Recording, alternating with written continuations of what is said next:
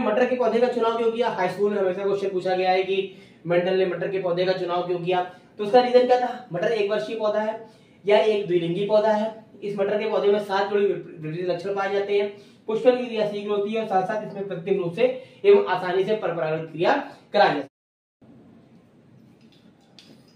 Hello बच्चे लोग, कैसे आप लोग? आशा करते हैं आप सभी लोग स्वस्थ होंगे और जहां होंगे बहुत मस्त होंगे। तो आज के वीडियो में हम लोग डिस्कस करने वाले हैं वंशागति विभिन्नता। एक जो चैप्टर है वो हाई स्कूल और इंटर के लिए बहुत ही महत्वपूर्ण चैप्टर होने वाला है, क्योंकि आगामी परीक्षाओं में संभावना है उससे क्वेश्चन पूछे जाने की, और इससे पहली वाली परीक्षाओं में बहुत बार इनसे क्वेश्चन पूछे गए हैं। तो ये क्लास 12 और क्लास 10 के लिए बहुत इंपॉर्टेंट चैप्टर है। तो फटाफट आज का सेशन स्टार्ट करते हैं। जो वीडियो को फर्स्ट टाइम देख रहे हैं चैनल को सब्सक्राइब कर ले, वीडियो को लाइक कर ले और ज्यादा से ज्यादा लोगों के बीच में इसको शेयर कर ले। साथ साथ वीडियो को लास्ट तक देखें जिससे आपको कोई भी एक इंपॉर्टेंट टॉपिक आपसे मिस ना हो। तो फटाफट आज का सेशन स्टार्ट करते हैं। चैप्टर का नाम है वंशागति विभिन्नताएं।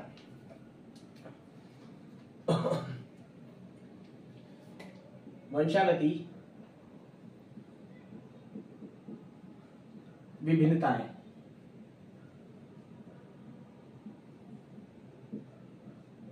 ठीक है, तो सबसे पहले हम लोग बात कर लेते हैं कुछ डेफिनेशंस की। जैसे हमें पता है कि माता पिता के लक्षण जो उनकी संतानों में स्थानांतरित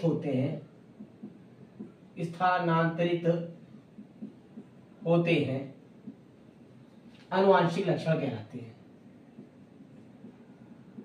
आनुवांशिक लक्षण कहलाते हैं और इन लक्षणों की वंशागति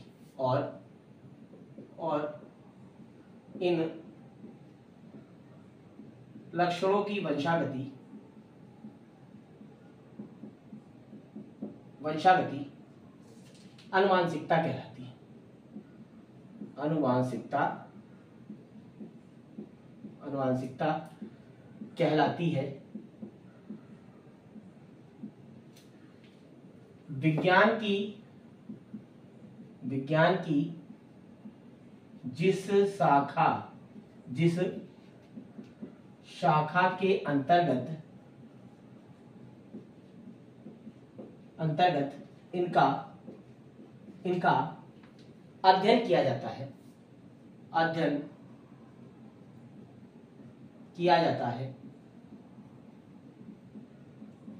है उसे आनुवांशिकी कहते हैं।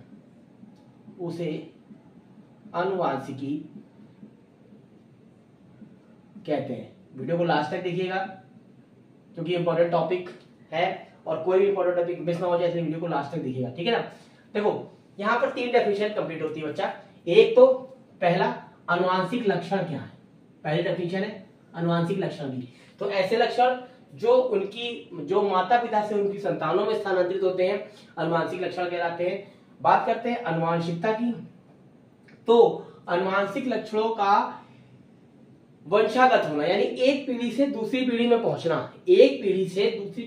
क्या कहलाता है? आनुवांशिकता कहलाती है। और विज्ञान की जिस शाखा के अंतर्गत इन लक्षणों का अध्ययन करते हैं बेटा उसको आनुवांशिकी कहते हैं। क्या कहते हैं? आनुवांशिकी कहते हैं। एक साइंटिस्ट है डब्ल्यू बेटसन, एक साइंटिस्ट है जिनका नाम था डब्ल्यू बेटसन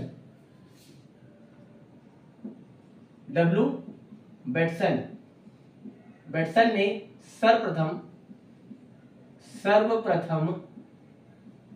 आनुवांशिकी शब्द का प्रयोग किया।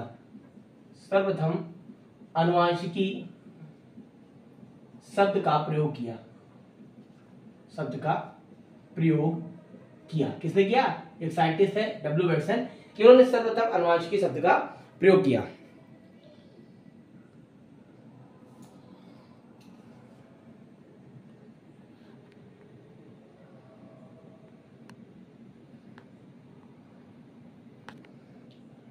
ठीक है, इन्होंने सर्वप्रथम आनुवांशिकी शब्द का प्रयोग किया। आशा करते सभी को दिखाई दे रहा है साफ सुथरा। आप अपना थंब इम्प्रेशन दे सकते हैं। अब एक साइंटिस्ट थे Gregor John Mendel, Gregor John Mendel ने उद्यान मटर, किस पर? उद्यान मटर। मोस्ट इंपॉर्टेंट क्वेश्चन है, आपको ऑप्शन में पूछा जाएगा कि किस मटर पर इन्होंने अध्ययन किया था, तो उद्यान मटर पर किया था। उद्यान मटर का साइंटिफिक नेम है पाइसम सैटाइवम। उद्यान मटर पर अध्ययन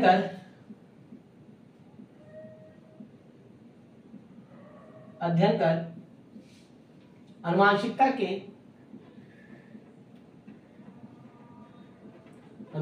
के 3 नियम प्रतिपादित किए। 3 नियम प्रतिपादित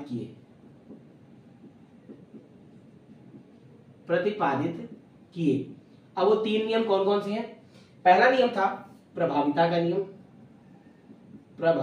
का नियम। दूसरा नियम था पृथक्करण का नियम।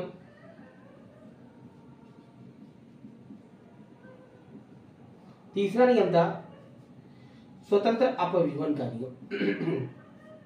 स्वतंत्र अपव्यूहन का नियम, ये 3 नियम उन्होंने प्रतिपादित किए। लेकिन सबसे पहले बात ये आती है कि इन्होंने मटर के पौधे का चुनाव क्यों किया। बात ये आती है कि इन्होंने मटर के पौधे का चुनाव क्यों किया। इन नियमों को पढ़ने से पहले हम लोग पहले डिस्कस कर लेंगे कि उन्होंने उद्यान मटर के पौधे का ही चुनाव क्यों किया, इसके अलावा किसी और पौधे का चुनाव क्यों नहीं किया। इसके अलावा किसी और पौधे का चुनाव क्यों नहीं किया। ठीक, तो देखो उसका रीजन था मटर के पौधे का चुनाव क्यों किया। और ये इंपॉर्टेंट क्वेश्चन है जो हमेशा आपसे एग्जाम में पूछा गया है। तो पहली बात तो मटर 1 वर्षीय पौधा है। क्या है? 1 वर्षीय पौधा है, यानी उसमें पुष्पन से लेकर फल अंत की क्रिया 1 वर्ष में कंप्लीट हो जाती है। दूसरा, यह एक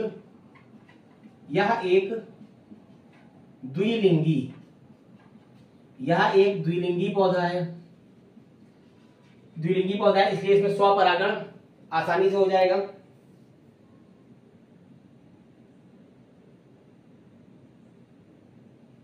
ठीक है। उसके अलावा मटर के पौधे में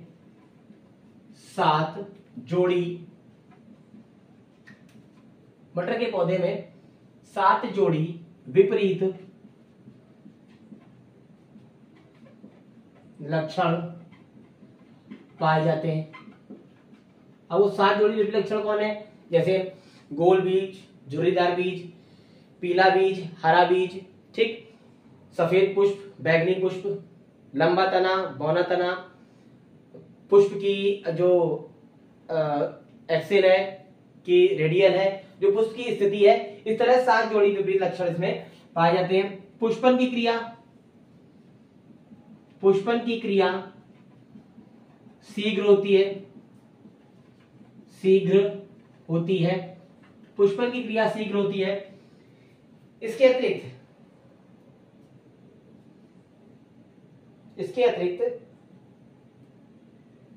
इसमें कृत्रिम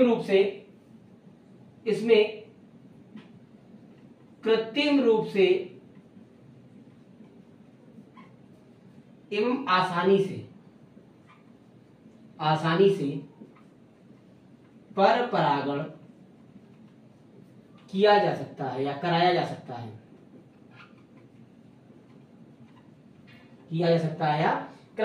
ठीक है ना। तो ये कारण थे कि मेंडल ने मटर के पौधों का चुनाव किया। यानी जो मेंडल थे उन्होंने क्या किया था? उद्यान मटर पर अध्ययन किया, और उद्यान मटर पर अध्ययन करने के बाद आनुवंशिकता के 3 नियम प्रतिपादित किए, जो कि था प्रभाविता का नियम, पृथक्करण का नियम और स्वतंत्र अपव्यूहन का नियम। इसके अतिरिक्त उन्होंने मटर के पौधे का चुनाव क्यों किया? हाई स्कूल में हमेशा क्वेश्चन पूछा गया है कि मेंडल ने मटर के पौधे का चुनाव क्यों किया। तो उसका रीजन क्या था? मटर 1 वर्षीय पौधा है, या एक द्विलिंगी पौधा है, इस मटर के पौधे में 7 जोड़ी विपरीत लक्षण पाए जाते हैं। पुष्पन की क्रिया शीघ्र होती है और साथ साथ इसमें कृत्रिम रूप से एवं आसानी से परपरागण क्रिया कराई जा सकती है। अब देखिए, ये नियम शुरुआत करने से पहले मैं कुछ ऐसी परिभाषाओं को डिस्कस करना चाहता हूं जो कि वेरी शॉर्ट क्वेश्चंस में आती है, लेकिन आती जरूर है। आपको 1 नंबर या 2 नंबर में आती है, लेकिन आती जरूर है और हर बार बच्चा उसमें फंसता है। तो मैं चाहता हूं कि आप इसका स्क्रीनशॉट ले लीजिए। वैसे आपको डिस्क्रिप्शन में इसकी पीडीएफ मिल जाएगी, साथ साथ डिस्क्रिप्शन में टेलीग्राम चैनल दिया गया है, उस टेलीग्राम चैनल पर जाकर आप उसको ज्वाइन कर लीजिए, वहां से भी आपको इसकी सारी पीडीएफ मिल जाएगी। तो आप या तो इसका स्क्रीनशॉट ले लीजिए या आप उसको नोट कर लीजिए।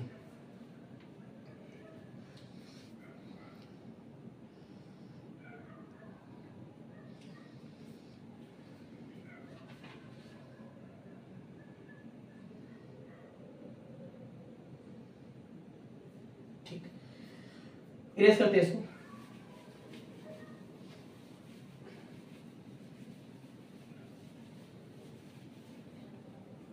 इन नियम को पढ़ने से पहले, क्योंकि ये नियम बहुत इंपॉर्टेंट है, तो इन नियम को पढ़ने से पहले कुछ हम ऐसी चीजें पढ़ लेंगे जो इन नियमों में कई बार आई है और पेपर में भी पूछी गई है। तो सबसे पहले हम लोग शुरू करते हैं जीन प्रारूप। जीन प्रारूप, जीन प्रारूप व प्रारूप है बेटा, जीन प्रारूप व लक्षण प्रारूप।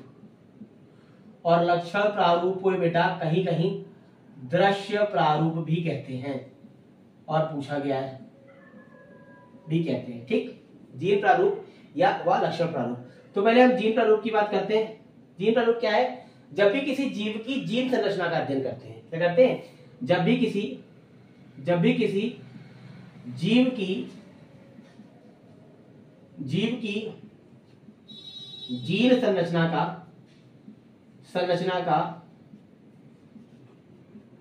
अध्ययन करते हैं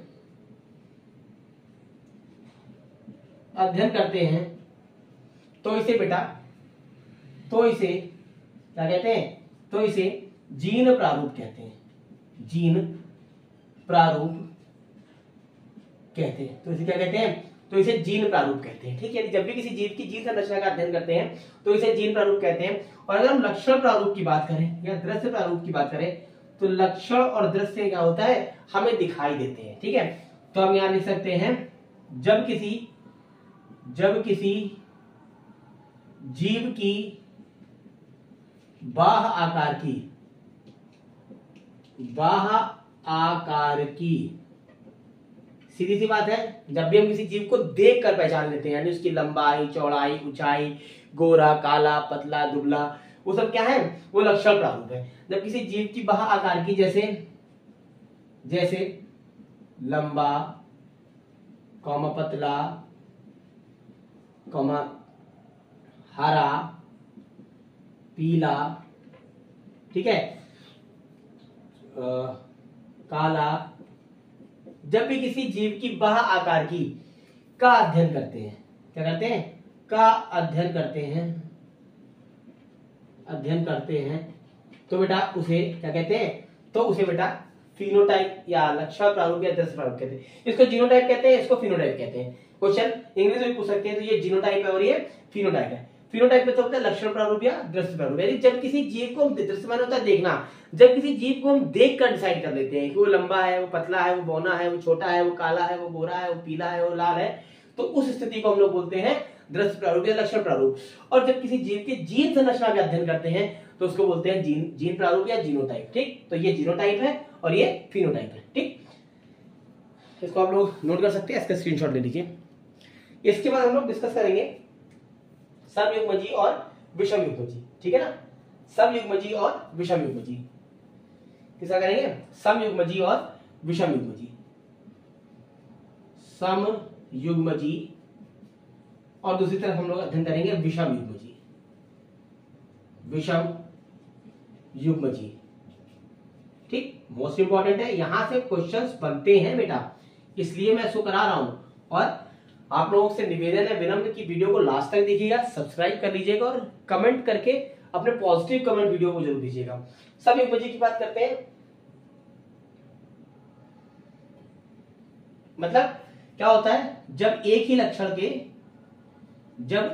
लक्षण के लक्षण के दोनों जीन समान होते हैं। बेटा जब एक ही लक्षण के दोनों जीन समान होते हैं तो बेटा इसे समयुग्मजी कहते हैं। समयुग्मजी कहते हैं। ठीक है, एक ही लक्षण के दोनों जीन समान होते हैं। जब एक ही लक्षण लिखा हुआ बेटा, ये लक्षण लिख लीजिएगा, एक ही लक्षण के दोनों जीन समान होते हैं तो उसे समयुग्मजी कहते हैं। जैसे कैपिटल टी बेटा ये समयुग्मजी है। क्या है? समयुग्मजी है, दोनों जीन समान है। ठीक, यहां पर क्या होगा, जब एक ही लक्षण के दोनों जीन क्या होते हैं? असमान प्रकार के होते हैं। इसमें क्या हो जाएगा, जब एक ही लक्षण के दोनों जीन कैसे होते हैं? असमान प्रकार के होते हैं। असमान प्रकार के होते हैं, उन्हें क्या कहते हैं? विषम युग्मजी कहते हैं। जैसे इसकी बात करें तो कैपिटल टी और स्मॉल टी, ये क्या है? ये विषम युग्मजी है। ठीक, ये क्या है? ये विषम युग्मजी है।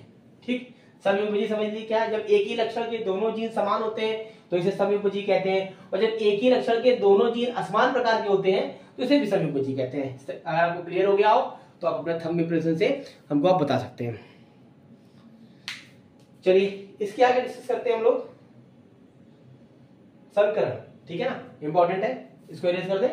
ठीक, देखिए ये नियम पढ़ने से पहले हमें इन चीजों को पता होना चाहिए।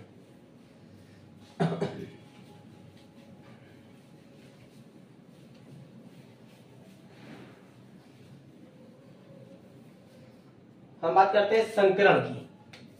क्या बात करते हैं? संकरण।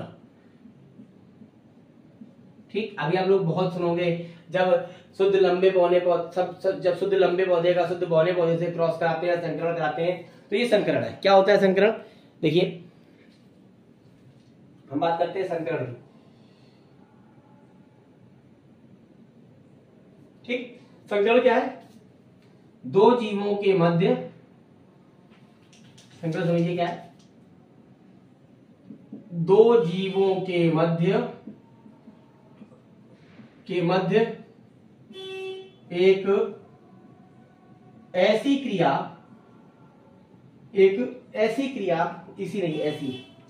दो जीवों के मध्य एक ऐसी क्रिया जिसमें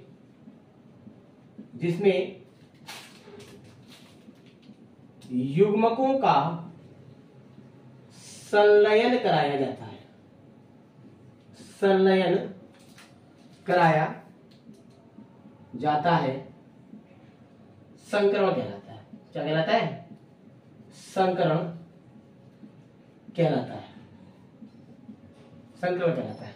अब बेटा संकरण की बात करें तो संकरण बेटा तीन प्रकार के होते हैं। संकरण तीन प्रकार के होते हैं। ठीक है, संकरण कैसे होते हैं? तीन प्रकार के होते हैं। एक संकर संकरण,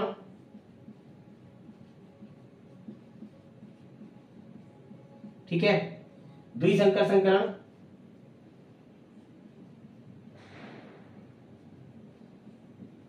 और तीसरा क्या होता है? तीसरा होता है बेटा व्युत्क्रम संकरण। क्या होता है? व्युत्क्रम संकरण।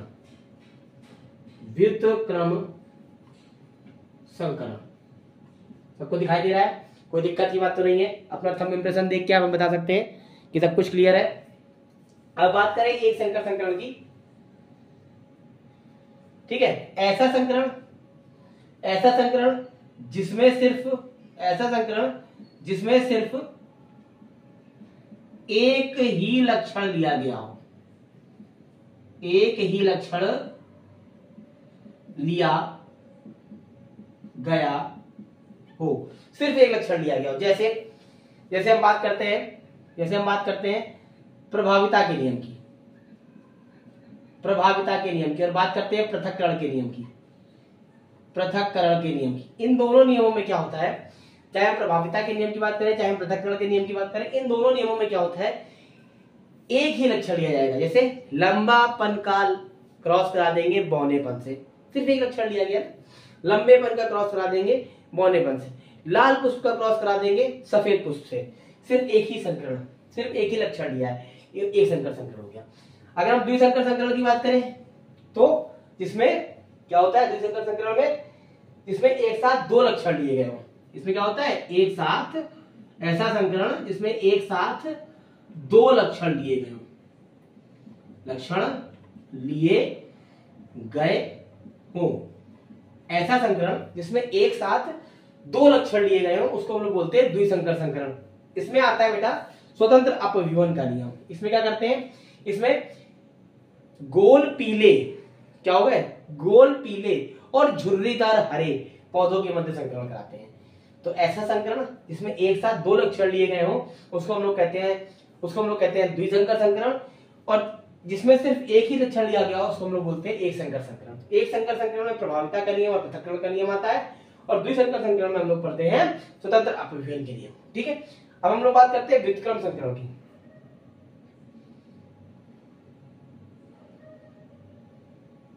ठीक है, इसमें क्या होता है बेटा, ऐसा संकरण जिसमें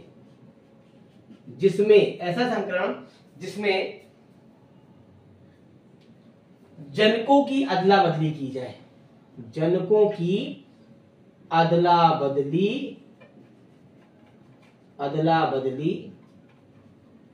की जाए, ऐसा संकरण जिसमें जनकों की अदला बदली की जाए उसको हम लोग बोलते हैं बेटा व्युत्क्रम संकरण। एक बार देख लेते हैं संकरण क्या होता है। दो जीवों के मध्य एक ऐसी क्रिया जिसमें युग्मकों का संलयन कराया जाता है, संकरण कहलाते हैं। संकरण बेटा तीन प्रकार के होते हैं, एक संकर संकरण, द्विसंकर संकरण और व्युत्क्रम संकरण। एक संकर संकरण क्या होता है, जिसमें सिर्फ एक ही लक्षण लिया गया हो, ऐसा संकरण जिसमें सिर्फ एक ही लक्षण लिया गया हो, एक संकर संकरण कहलाता है। इसमें प्रभाविता का नियम और पृथक्करण का नियम। इसमें क्या करते हैं, या तो शुद्ध बौना लेते हैं और शुद्ध बौने का क्रॉस शुद्ध लंबे से करा देते हैं, या शुद्ध लाल पुष्प लेते हैं और क्रॉस शुद्ध सफेद पुष्प से करा देते हैं। द्विसंकर संकरण ऐसा संकरण जिसमें एक साथ दो लक्षण लिए गए हो, जैसे हम लोग पढ़ते हैं स्वतंत्र अपविभेद के नियम में कि गोल पीले और झुर्रीदार हरे के मध्य संकरण कराते हैं। और व्युत्क्रम संकरण क्या होते हैं, ऐसा संकरण जिसमें जनकों की अदला बदली कर दी गई, यानी जो अभी एक पीढ़ी में जो माता थे, यानी जो बोल सकते हैं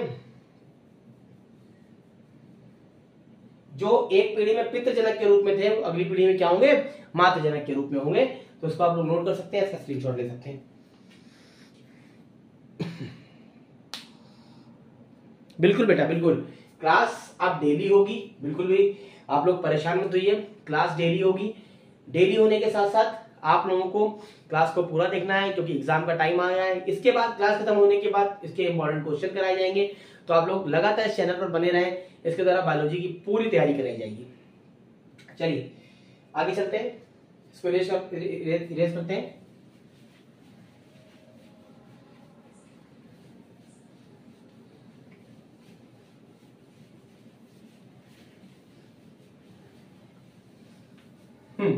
अब देखिए, अब आता है आपका विपरीत संकरण और परीक्षार्थ संकरण।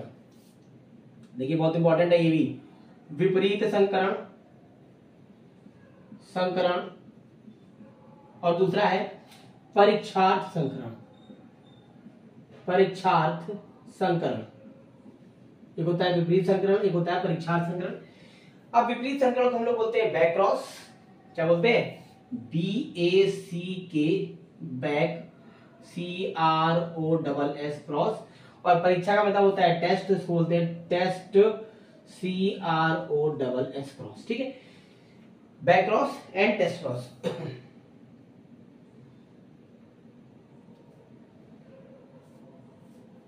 ठीक है, इसमें क्या होता है, जब F1 पीढ़ी से प्राप्त संतति का संकरण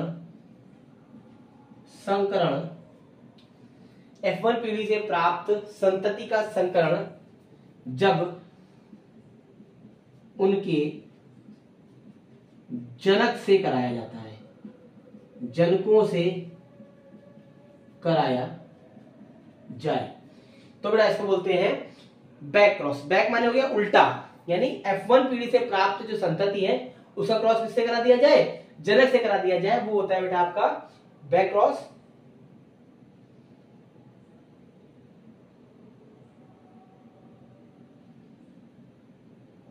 ठीक।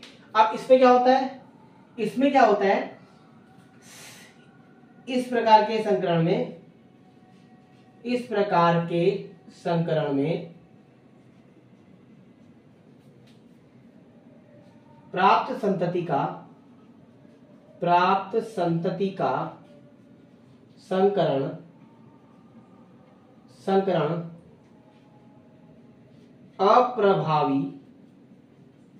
अप्रभावी जनक द्वारा कराया जाता है। ठीक है, दोनों में अंतर है। इसमें देख लीजिए F1 पीढ़ी से प्राप्त संतति का, मान लीजिए हमने यहाँ पर कैपिटल टी शुद्ध लंबे और शुद्ध पौने पौधे का हमने क्रॉस कराया, कैपिटल टी स्मॉल टी आएगा। ठीक है, यहाँ पे भी कैपिटल टी स्मॉल टी आएगा, कैपिटल टी स्मॉल टी आएगा और कैपिटल टी स्मॉल टी आएगा। बेटा ये F1 पीढ़ी से प्राप्त संतानें हैं। अब इनका संकरण या तो हम इससे करा दे या हम इससे करा दे। देखिए अब कैपिटल टी स्मॉल टी का संकरण या तो हम किससे करा दे, या तो हम इससे करा दे, ठीक, और या तो कैपिटल टी स्मॉल टी का संकरण हम इससे करा दे सॉरी। तो इसको हम लोग बोलते हैं बेटा विपरीत संकरण। इसमें क्या करते हैं, जो हमें संतान प्राप्त हुई कैपिटल टी स्मॉल टी का संकरण हम सिर्फ अप्रभावी से कराएंगे। किससे कराएंगे, अप्रभावी से। तो बेटा इसको हम लोग बोलते हैं परीक्षार्थ संकरण। ठीक, इसको क्या बोलते हैं, परीक्षार्थ संकरण, इसको बोलते हैं हम लोग परीक्षार्थ संकरण। तो बेटा यहां से हम लोगों ने कुछ इंपॉर्टेंट जो शब्दावलियां थी, जो परिभाषाएं थी, जो अक्सर आपके एग्जाम में पूछा जाता है, उनको कंप्लीट कर लिया था। हम लोगों ने अनुवांशिक लक्षणों को जान लिया क्या होता है, हम लोगों ने अनुवांशिकता को जान लिया क्या होता है, उन्होंने अनुवांशिकी को जान लिया क्या होता है, सर्वप्रथम अनुवांशिकी शब्द का प्रयोग किसने किया था ये जान लिया। उसके बाद हम लोगों ने कुछ शब्दावली जैसे जीन प्रारूप क्या है, लक्षण प्रारूप क्या है, फिर उन्होंने पढ़ लिया संकरण क्या है। ठीक, उसके बाद हम लोगों ने पढ़ लिया संयुग्मजी और विषमयुग्मजी क्या है, फिर उन्होंने टेस्ट क्रॉस और बैक क्रॉस को पढ़ लिया। यहां से हम लोगों ने एक अपना प्लेटफॉर्म तैयार कर लिया है। इसके बाद जब हम लोग आगे बढ़ेंगे तो कल के वीडियो में यानी कल की क्लास में हम लोग मेंडल के नियम को पढ़ेंगे, और जो कि बहुत इंपॉर्टेंट नियम है। ये जो क्लास है, ये वाली क्लास हाई स्कूल और इंटर दोनों के बच्चों के लिए बहुत ज्यादा इंपॉर्टेंट क्लास है। तो प्लीज इस वीडियो को पूरा देखिए, चैनल को सब्सक्राइब कर लीजिए, वीडियो को लाइक कर लीजिए, और अगर लगता है कि ये आपके लिए हेल्पफुल है, ये आपके स्टडी को आगे बढ़ा रही है, तो उसको अपने स्टडी ग्रुप में जरूर शेयर करें। साथ साथ पॉजिटिव कमेंट हमारे कमेंट बॉक्स में जरूर छोड़ें, क्योंकि आपके जो पॉजिटिव कमेंट है वो हमें क्या देते हैं, स्ट्रेंथ देते हैं। तब तक के लिए अपना ख्याल रखना, स्वस्थ रहिए, मस्त रहिए और पढ़ाई करते रहिए। धन्यवाद।